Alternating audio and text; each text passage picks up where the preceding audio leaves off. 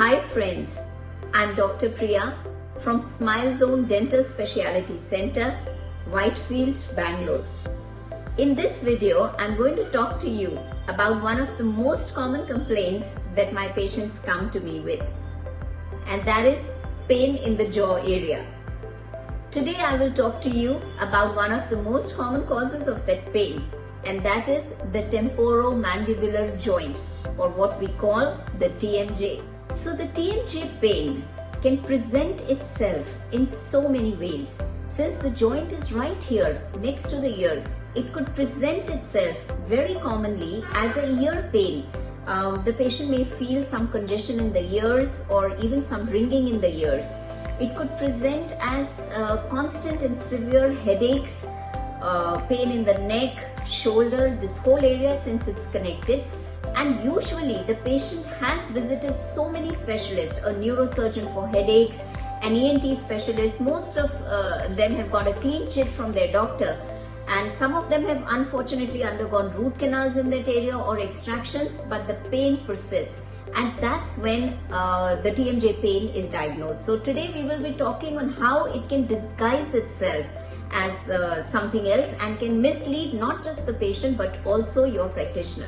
So as we discussed, TMJ pain could reflect as an ear pain. It could present as constant headaches, neck pain, shoulder pain, but also a specific tooth pain.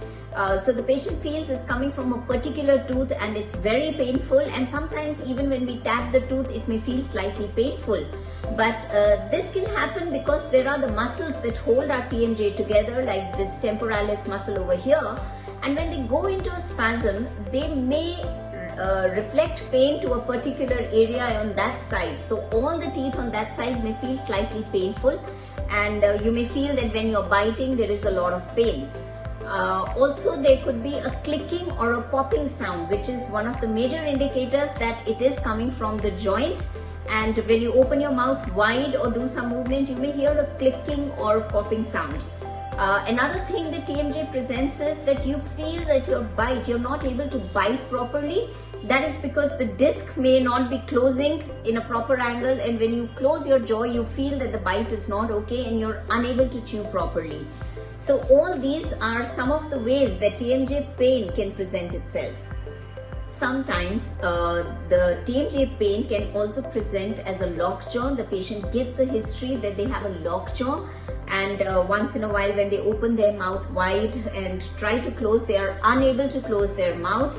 And even during a dental procedure, they say that their jaw got locked. So this lockjaw is also an indication that the TMJ is involved. So we see the various different ways in which this pain can be very confusing. Could be migraine like headaches, neck pain, joint pain, ear pain, even vertigo, ringing in the ears. It can present neurologic symptoms like tingling. There are lots of ways in TMJ, the way this presents itself. So we will now discuss, if you're diagnosed with TMJ pain or you feel you have TMJ pain, then what can you do at home to alleviate your symptoms, and how can you do some simple things that will make your pain better?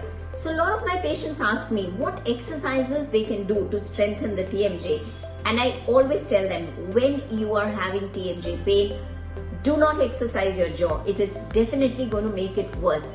What you need is resting your jaw. And how do we rest our TMJ? Since the joint is continuously moving, you're talking, you're eating. So some of the ways that we can rest our joint, we are going to discuss them now. So one of the most important functions of our joint is in chewing.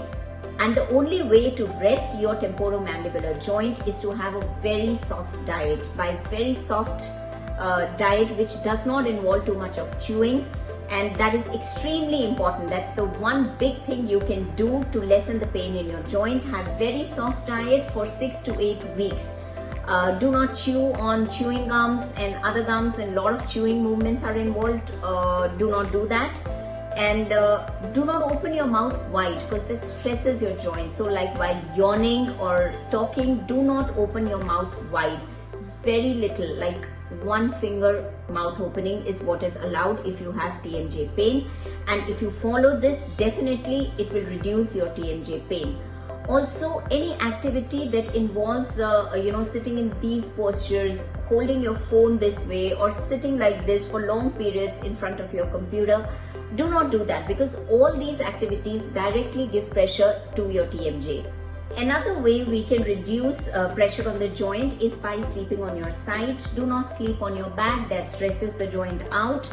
Also, massaging and doing mild small massages with along with a heat pack after a while, that can also help you reduce your TMJ pain. One of the most important things is that if you clench or grind your teeth, managing your stress levels is very important. Yoga, meditation go a long way to help in there. You could also get your dentist to make a night guard, because nighttime grinding especially is not within your control, and sometimes still other factors are taken care of, it may not stop. At least if you wear your night guard, which is a soft tray that you will be putting on in the mouth and sleeping at night, that will really help in reducing the pressure to the joint. It will not just protect your joint but also protect damage to your teeth, because grinding can also cause fracture of the teeth as well. So these are some of the ways, by reducing your stress, using a night guard, and not wide mouth opening, massaging your joint, alternate ice and heat packs, and being on a very soft diet. All these factors combined will definitely help you reduce the pain due to your TMJ. If the pain persists, then you must consult your physician or your dentist, who surely will tell you other ways in which we can help you.